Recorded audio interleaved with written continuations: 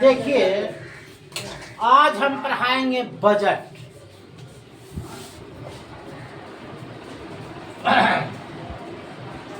Budget को 112 में रखा गया, अनुच्छेद 112 में। और सबसे पहले 11 या 12 में बजट जो हुआ था घाटा में गया था। 11 बजट में घाटा में गया था। और पी चिदम्बरम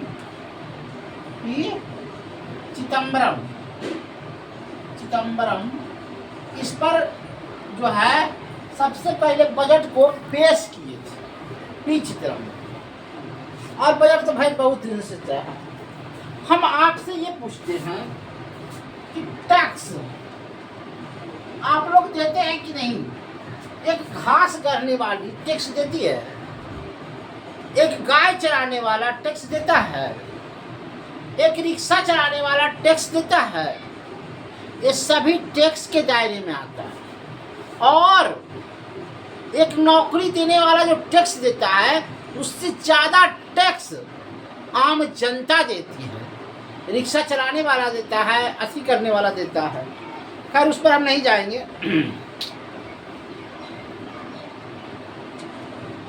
पहले हम बजट चलेंगे शून्य आधारित बजट। शून्य आधारित बजट। अब मान लिया जाए जैसे बिहार का मुख्यमंत्री थे पहले नीतीश कुमार। क्या थे? नीतीश कुमार। तो नीतीश कुमार जी इस्तीफा दे दिए या इनको हटाया गया, जो भी है। और इसके पर बैठे के सम्राट चौधरी। सम्राट चौधरी। तो जहिया से सम्राट चौधरी जी बैठे वो शून्य बजट में आता है। माने पिछले सरकार ने क्या खर्चा किया, बजट पर कितना व्यय हुआ, इससे कोई मतलब नहीं। हाँ, ये सम्राट जी जो बैठे हैं यहाँ से जो बजट चलेगा उस पर व्यय होगा। तो उसी को कहते हैं शून्य आधारित बजट। इसको कहते हैं शून्य आधारित बजट। एक होता है gender budget. Gender budget. Gender budget मतलब होता है महिलाओं का बजट। महिलाओं का बजट। आप एगो देखे होंगे जीविका।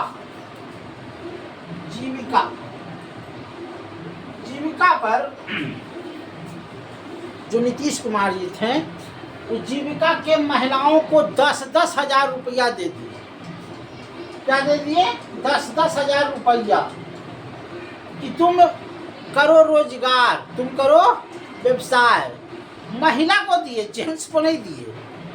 तो केंद्र सरकार देता है बिहार सरकार को या राज्य सरकार को कि महिला पर आप बजट खर्च कीजिए, महिला पर आप खर्चा कीजिए। तो यही जीविका बनाया गया था कि महिला पर हम खर्च करेंगे, जीविका पर खर्च किए। तो इसको कहते हैं जेंडर बजट, महिला बजट। अब आगे पढ़ाते हैं। बजट जो है को समझने के लिए सबसे पहले समझिए कि खर्चा क्या है। खर्चा, आमदनी, ये सब को समझिएगा तो बजट को समझिएगा। बजट जो होता है दो प्रकार के होता है। बजट दो प्रकार के होता है। एक होता है राजस्व बजट। राजस्व बजट। और दूसरा होता है पूंजीगत बजट। पूंजीगत बजट। अब देखिए राजस्व बजट किसको कहते हैं और पूंजीगत बजट किसको कहते हैं?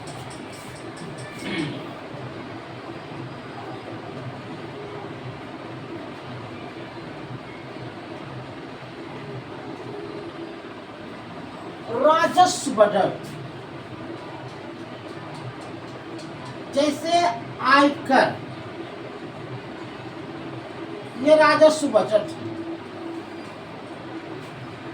जैसे हम आय जो बनाते हैं, पैन कार्ड बनाते हैं, जैसे हमारा वेतन मिलता है 50,000, अब 50,000 में 3,000 रुपया कट गए तो हो गया राजस्व बटन। 3,000 कहाँ गया? 3,000 सरकार के पास गया, और वो सरकार हेलीकॉप्टर से खरीदे या चाहे सड़क बनावे चाहे जो करे। तो राजस्व बजट, तो हमको राज्य को हमने क्या दिया? 3,000 रुपया टैक्स दिया, उसी को कहते हैं राजस्व बजट।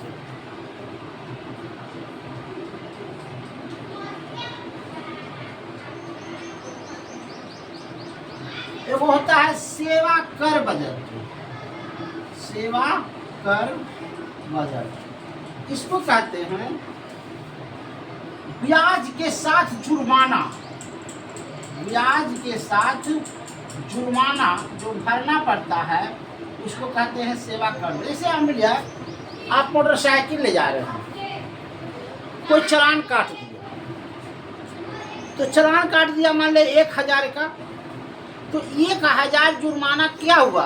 आय बजट हुआ, सेवा कर बजट हुआ। वो टैक्स जमा करेगा सरकार को।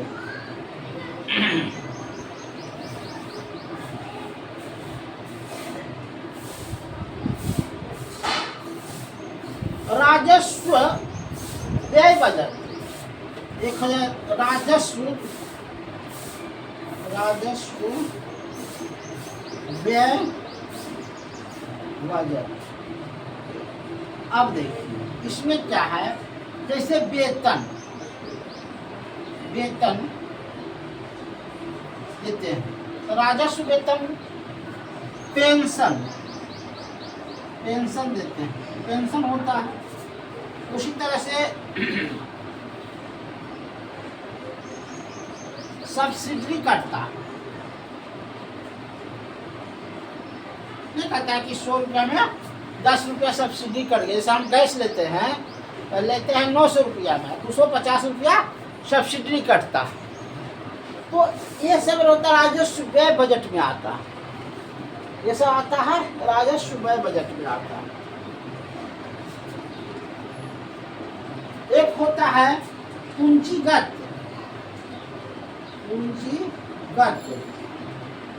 प्राप्ति बजट।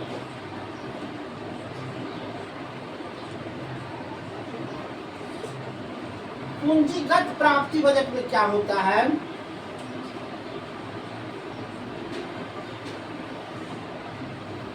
सरकार की पूंजी, जो सरकार की पूंजी है उसको बेच करके पैसा कमाता है। जैसे आपको बताते हैं पेट्रोल सरकार 30 रुपये खरीदती है, और इसको रिफाइंड कर करके 100 रुपया में बेचती है। तो 70 रुपया क्या हुआ? इसका टैक्स जो है सरकार के पास आया। तो पूंजीगत प्राप्ति बजट, हमने पूंजी लगाया 30 रुपया, आय आमदनी हुआ 70 रुपया, तो सरकार पूंजी लगाती है, टैक्स के रूप में इसको प्राप्त करती है।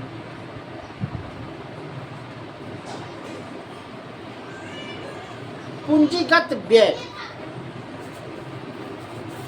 एक होता है पूंजीगत व्यय।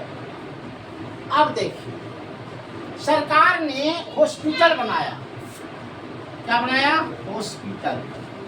तो क्या हॉस्पिटल से आमदनी नहीं होगा? जो आएगा दिखाने के लिए वो 1 रुपया टैक्स देगा, चाहे जो भी देगा, तो सरकार के यहाँ जमा होगा। सरकार बनाया कॉलेज बनाया, तो जो फीस जमा होता है वो सरकार का टैक्स में जमा होता है।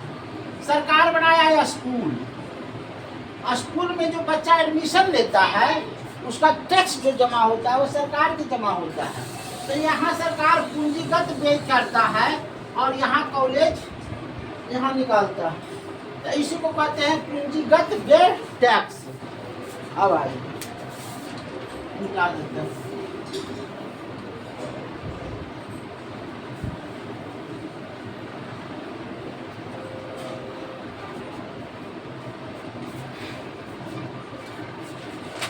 जो भी पढ़ाइए उसको पढ़ाइए।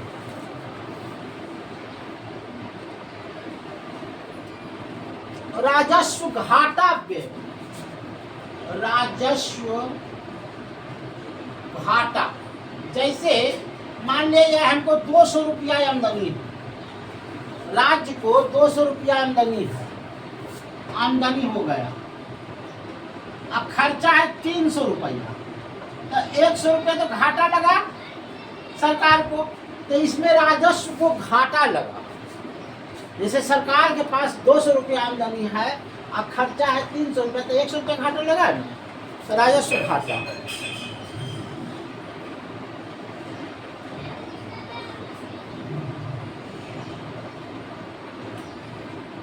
राजकोषीय घाटा को बजट। अब कहता है प्रथम घाटा, प्रथम घाटा, तो इसको बोलते हैं राजकोषीय घाटा को बजाता है प्रथम घाटा। राजकोषीय जो होता है उसको बोलते हैं प्रथम घाटा। संचित कोष, संचित कोष, आप देखिए इसको समझिएगा। संचित कोष से जो टैक्स जमा होता है उसका पैसा सरकार के पास होता है, उसका प्रयोग कौन करेगा? राष्ट्रपति करेगा। नहीं, राष्ट्रपति नहीं करेगा। संचित कोष से संसद के द्वारा, संसद के द्वारा बजट पास होता है। अब बजट पास करने के बाद संचित कोष से पैसा निकाला जाता है और वही पैसा वितरण किया जाता है। आप समझिए,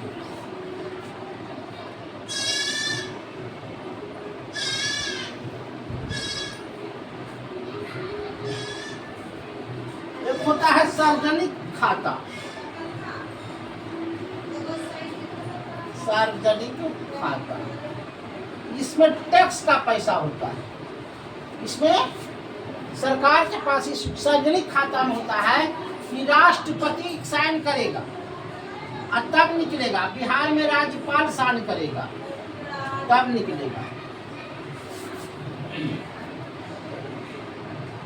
एक होता है आकस्मिक कोष, आकस्मिक कोष, ये हमेशा जमा होता है इमरजेंसी के लिए। इसको बोलते हैं 5 लाख करोड़, 5 लाख करोड़ रुपया जो होता है ये हमेशा भारत में जमा रहता है। जैसे बाढ़ आ गया तो आकस्मिक कोष से पैसा निकाला जाएगा, भूकंप आ गया, कोई प्रलय आ गया तो आकस्मिक कोष से पैसा निकाला जाएगा। क्या कहूँ सर?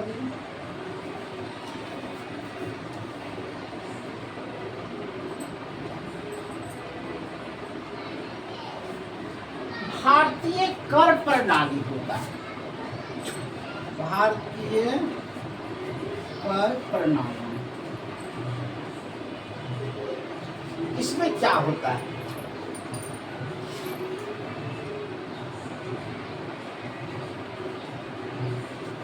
भारतीय कर प्रणाली 2 प्रकार की होती है।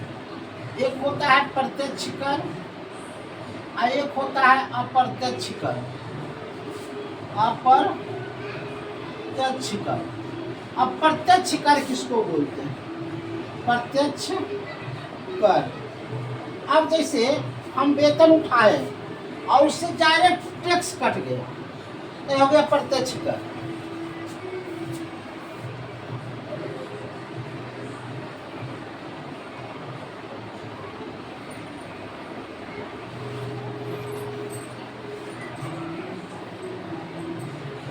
जैसे हम पर डायरेक्ट कट गया तो अप्रत्यक्ष कर हुआ। अप्रत्यक्ष कर उसको कहते हैं अप्रत्यक्ष कर।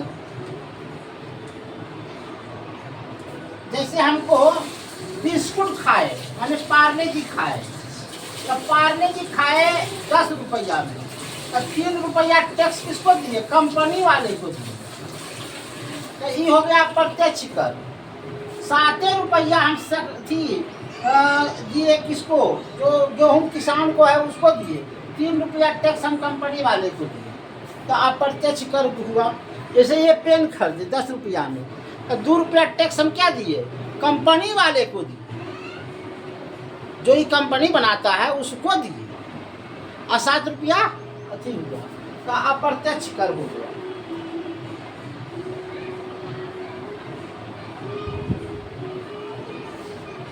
निगम कर, निगम कर इसको सरकार का मूल अंग होता है, निगम कर।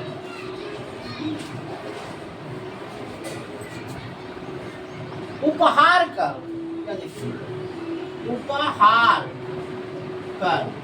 जैसे मान लिया जाए हम जमीन खरीदे, मान ले 10 लाख में हम एक जमीन खरीदे, 10 लाख, तो 10 लाख में जब जमीन हम खरीदे, तो जब हम जमीन को रजिस्ट्री कराए तो 1 लाख रुपया हमको रजिस्ट्री में लग गया, तो इसी को कहते हैं उपहार कर। हमको टैक्स दिए सरकार को।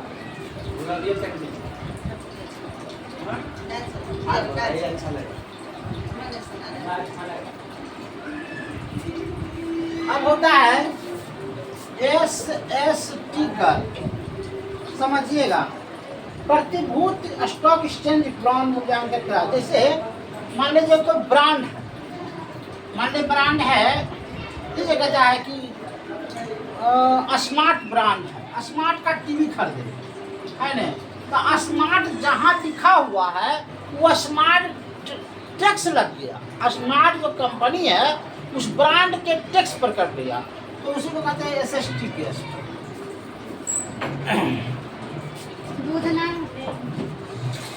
नहीं बचे सीमा शुल्क टैक्स। सीमा शुल्क में होता है क्या कि जैसे हम आदान प्रदान, जैसे हम चाय पत्ती भेजे और उधर से गोला बारूद खरीदे तो सीमा टैक्स लग गया।